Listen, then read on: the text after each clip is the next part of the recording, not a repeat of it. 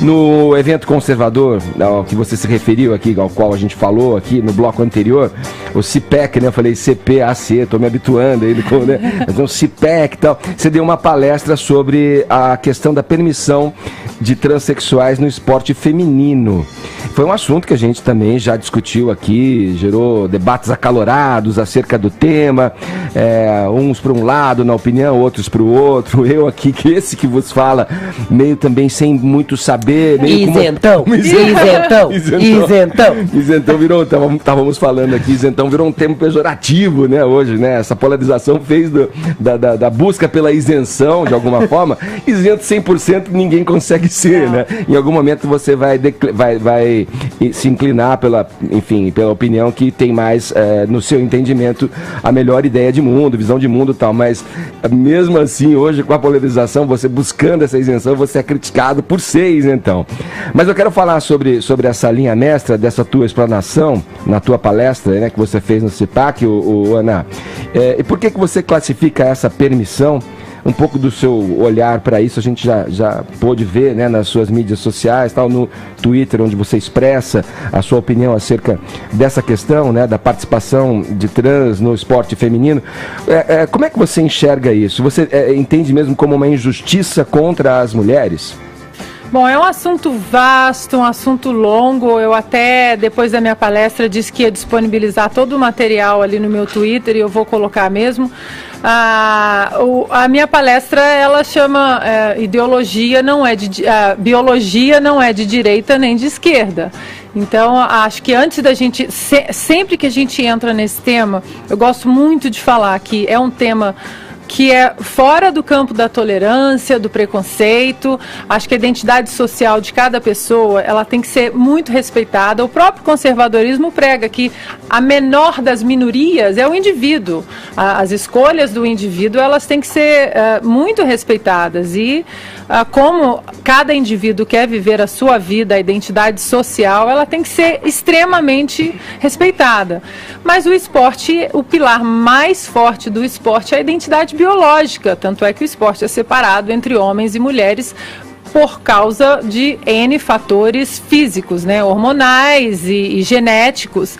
E é exatamente nesse campo que o assunto ele fica tão vasto e ele toma uma proporção de uma bola de neve tão grande, porque as pessoas começam a falar coisas muito baseadas em matérias, em narrativas. Então, o que a gente tem que falar é isso sobre a tolerância e o preconceito, que não é nesse campo que a gente entra, sobre a identidade social, e que isso que as mulheres estão pedindo hoje em relação à proibição de trans no esporte feminino, não é que a gente vá parar de debater. A gente vai colocar a bola no chão, vamos colocar a bola no chão, deixar o esporte como ele é biologicamente e, paralelamente, a gente continua discussões e estudos, porque até hoje, Edgar, não há um estudo em relação sobre o que é revertido num corpo de uma trans ou não.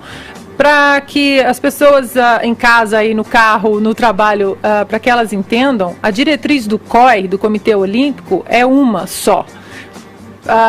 Atletas, homens biológicos que querem fazer a transição para atleta trans.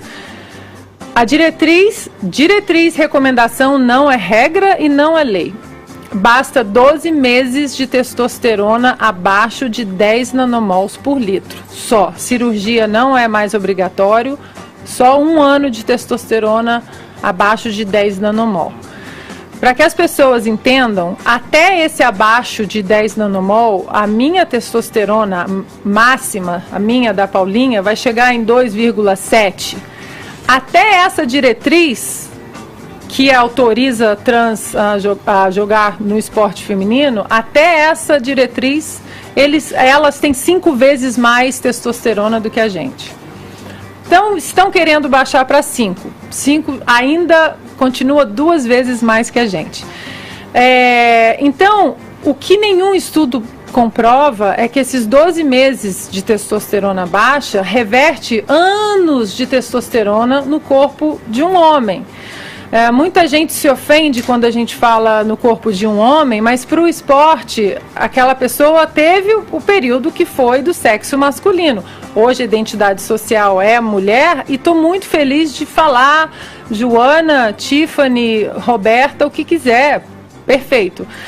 Mas 30 anos de testosterona num corpo masculino, o seu coração é maior que o meu, os seus pulmões são maiores que os meus, a sua capacidade aeróbica, os seus glóbulos, você tem a sua composição genética, seus glóbulos vermelhos, você tem muito mais glóbulos vermelhos do que eu, então a sua oxigenação sanguínea é melhor, sua densidade óssea, seus músculos, enfim.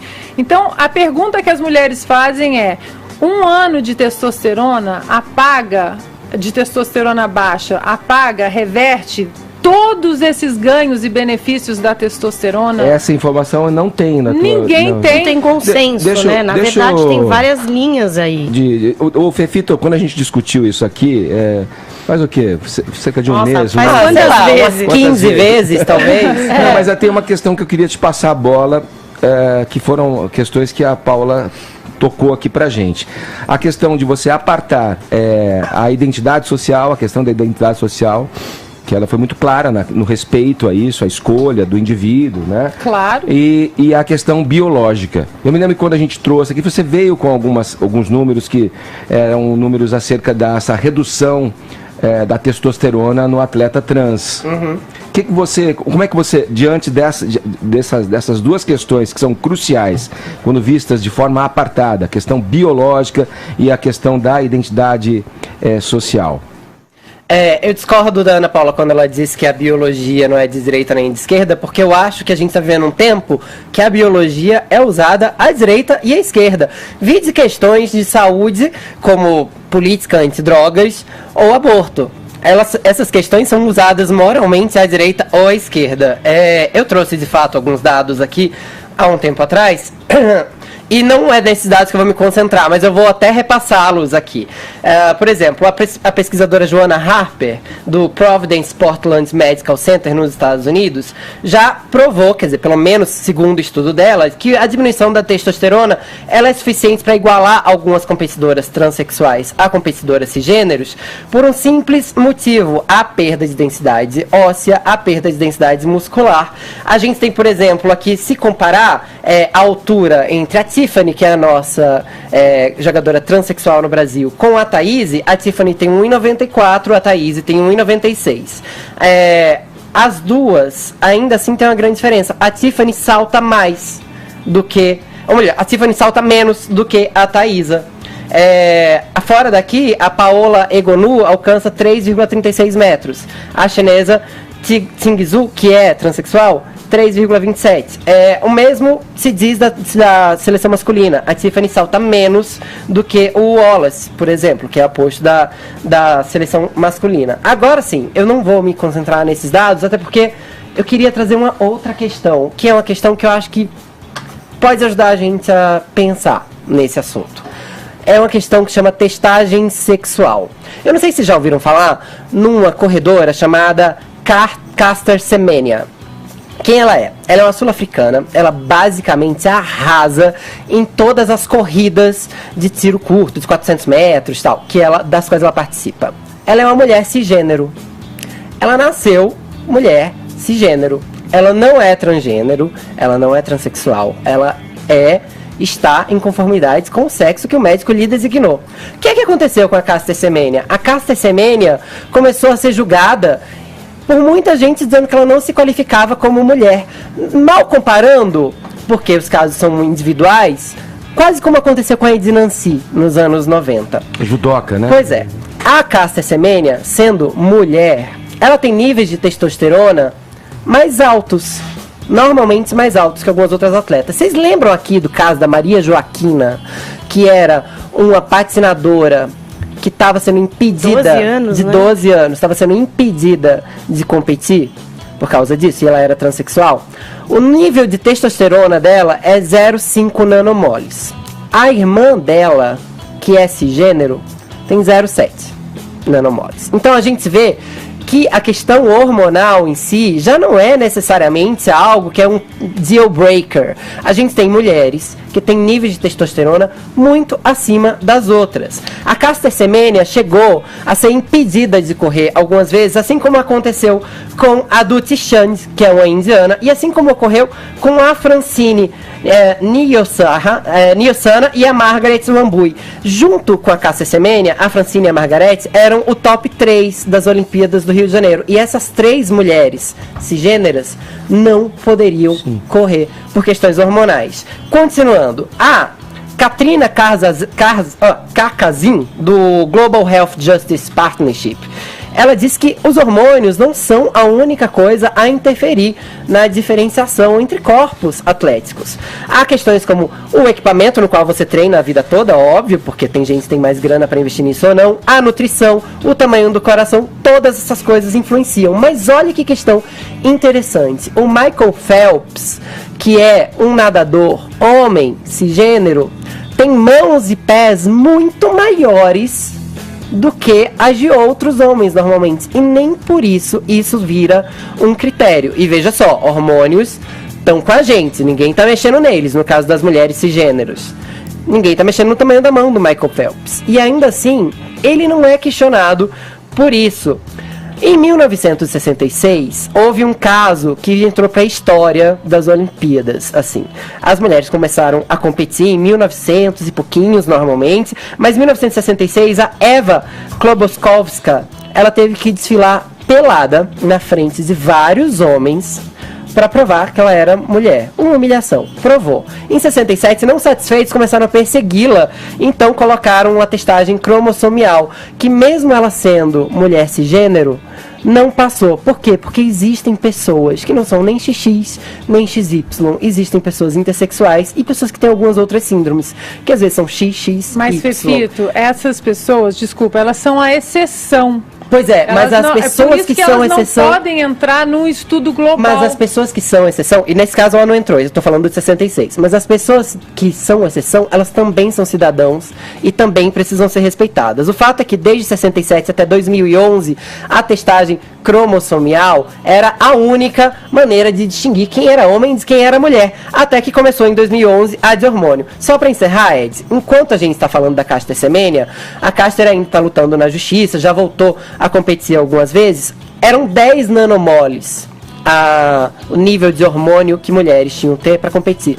Curiosamente, depois do caso da Caster Semenya, na categoria dela se diminuiu de 10 para 5 nanomoles. Muita gente, inclusive a ONU e a Associação Mundial de Medicina, se colocou contra a organização, a WIF, acho. Enfim, é uma associação de atletas que queria basicamente administrar drogas para ela, que iam prejudicá-la, que iam trazer problemas de saúde, para que ela parasse de produzir tamanho hormônio. Dizem o seguinte a ONU, é uma discriminação, né, ou melhor, diz o seguinte a associação, essa é uma discriminação necessária. Diz o seguinte a ONU, não dá para forçar e administrar drogas a quem não precisa. E para encerrar, olha que curioso, a maioria das mulheres que não parecem homem aos olhos das pessoas que têm que passar por esse tipo de testagem são normalmente negras e vêm de países subdesenvolvidos. Então a gente vê que essa questão não é necessariamente uma questão de biologia, é uma questão bem social e é uma questão que diz respeito também às mulheres cisgêneras. Se as mulheres transexuais e cisgêneras que produzem mais hormônio e não querem ter a saúde prejudicada por tratamentos esquizofrênicos, não podem competir, qual é o lugar delas na sociedade? Qual seria, na tua opinião, também a forma de resolver essa questão? Porque são pessoas que fazem parte da sociedade. Claro. Bom, primeiro que esse é um debate que, para mim, ele sai da esfera de inclusão de trans e cai na esfera de exclusão de mulheres. Porque um atleta que é permitido, que foi construído com testosterona durante muito tempo, ele vai tirar o lugar de uma mulher. O que está acontecendo, por exemplo, nas faculdades americanas, até quero deixar um adendo aqui, às vezes,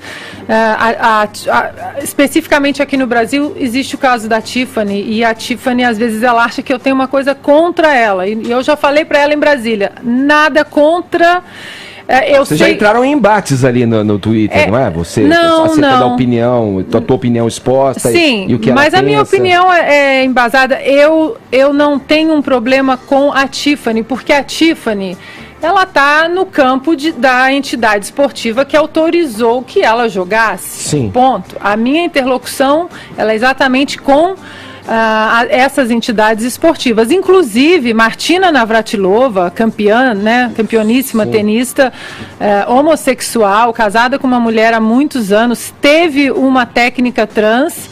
Ela é contra transexuais no esporte feminino. Ela é ativista LGBT, faz parte de grupos LGBT e ela é contra também, como atleta mulher, né? Ela é contra.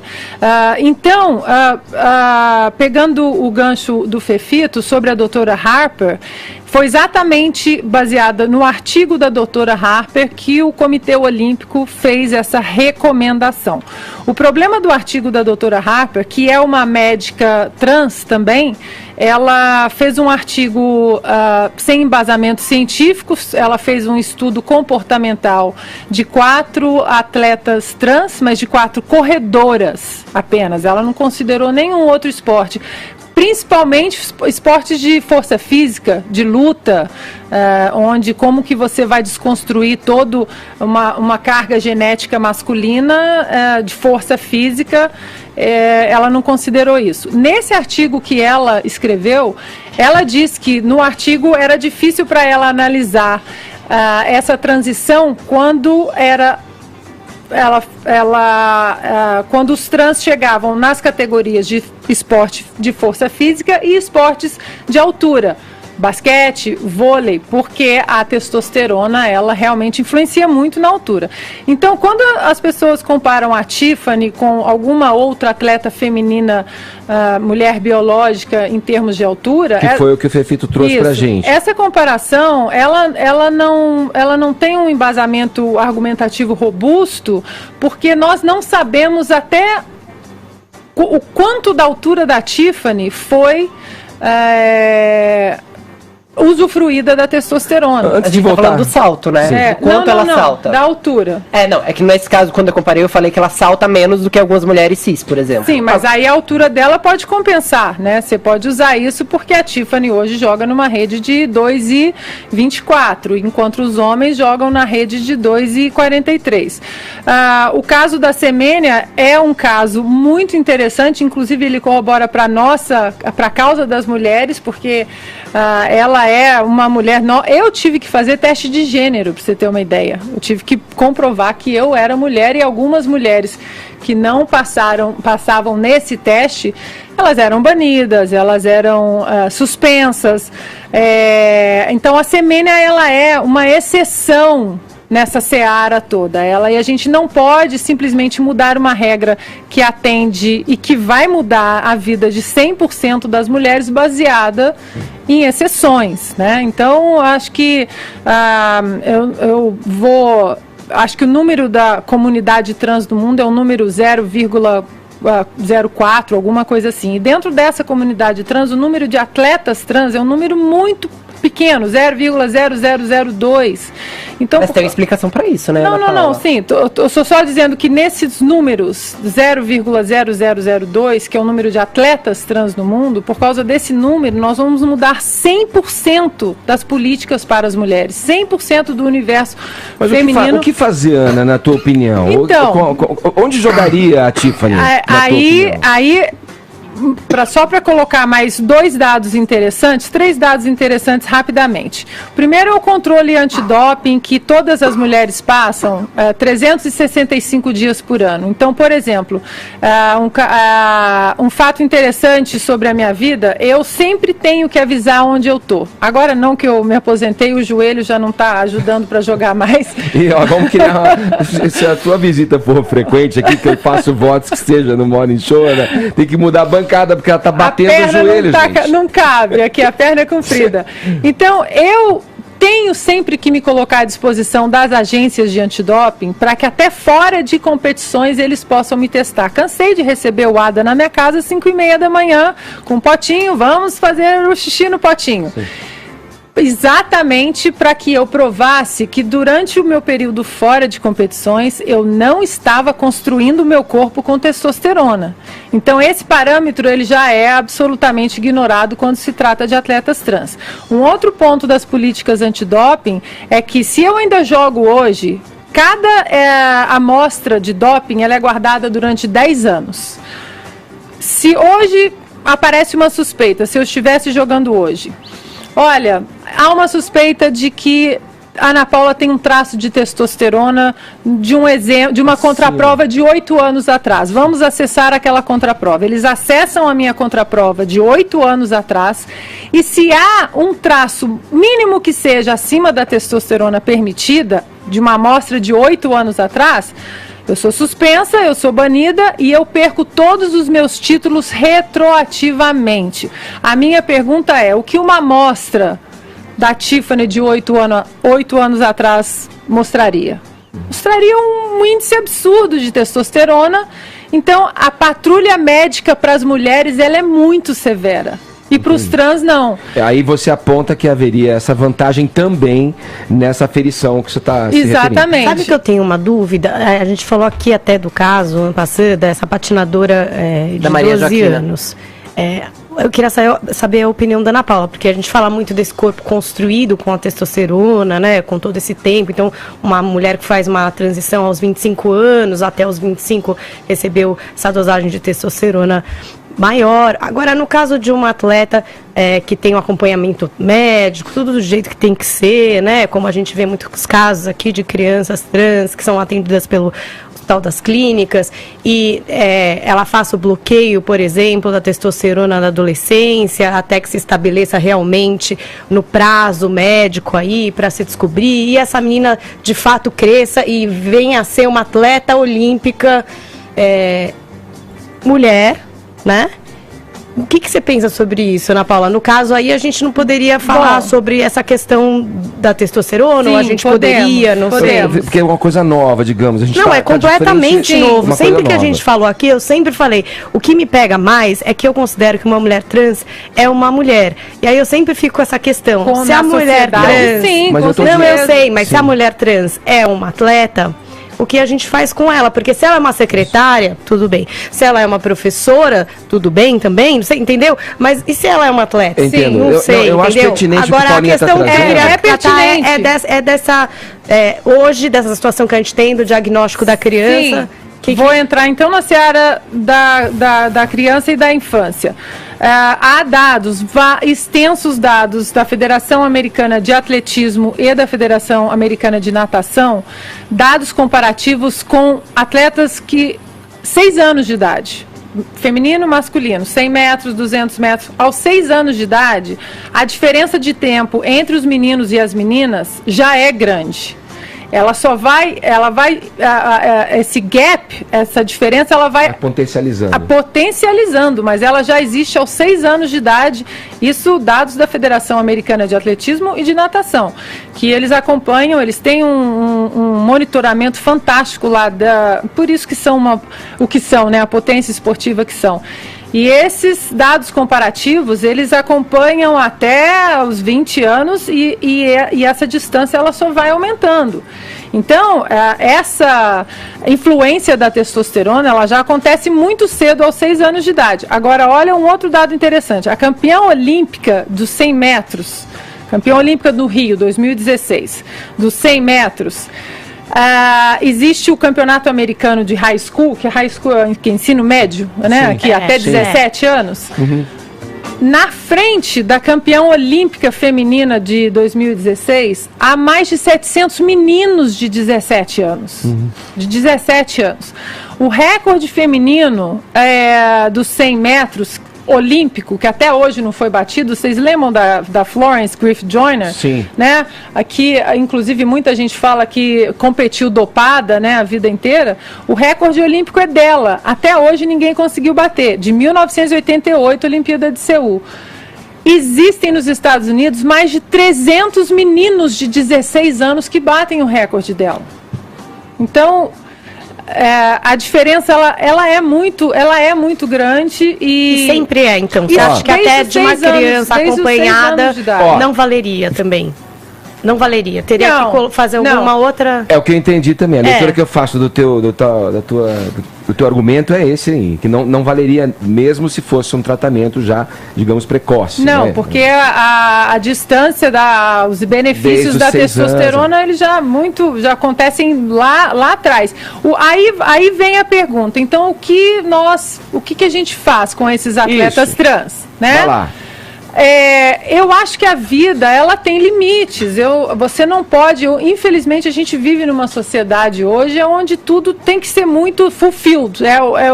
Tem que ser tudo completamente dado e adquirido, e todo mundo tem que ser feliz 100%. Eu tenho uma amiga, não é uma comparação tão aprofundada, mas é uma comparação pertinente. Eu tenho uma amiga que o sonho dela era ser piloto de caça da Força Aérea Americana. E ela é mais alta que eu, ela tem 1,87 e ela não entra. Não cabe no cockpit. Ela não cabe no cockpit e ela estudou a vida inteira para ser piloto. E ela falou: a vida me impôs essa limitação. Então hoje ela é uma super tenente lá dentro da Força Aérea Americana, mas não é piloto. Sim, então... Fefito, eu preciso ser uma linha pra gente fechar e ir pro próximo assunto. Pois é. Estamos quase no fim do programa. Viu? Acabei nem falando muito sobre, mas eu só queria deixar aqui duas questões que são muito claras. Sabe por que tem pouca trans no esporte e por que o número de pessoas trans é tão pequeno na sociedade, assim? Talvez porque a expectativa de vida da pessoa trans seja de 35 anos e talvez porque boa parte delas não consiga trabalhar no colégio como secretária ou como atleta porque elas são obrigadas a acabar na prostituição. Boa parte delas acaba na prostituição não por escolha, porque se fosse por escolha estava tudo certo. A gente vê esse tipo de preconceito cotidianamente na sociedade trans. E que bom que a comunidade trans agora está conseguindo emplacar cantoras, secretárias, professoras e atletas. Porque mulheres trans também são mulheres. Quando se diz que a mulher trans é biologicamente um homem, você está negando basicamente o direito dela a ser mulher, que é isso que ela está aspirando. Quando você diz que, eu te chamo pelo que você quiser, Rebeca, ou qualquer nome que seja, você está basicamente tratando esse nome como uma fantasia. Mulheres trans não estão fantasiando, não. Elas estão aqui para viver, para ocupar seu lugar na sociedade, para serem respeitadas como tal. O lugar da mulher trans é onde ela quiser. No esporte, elas continuam tendo toda a carga genética masculina e a inclusão de uma minoria que eu digo em números, de atletas trans, significa a exclusão de milhares de meninas e de mulheres no esporte. Elas vão continuar tendo seu lugar, elas são maioria.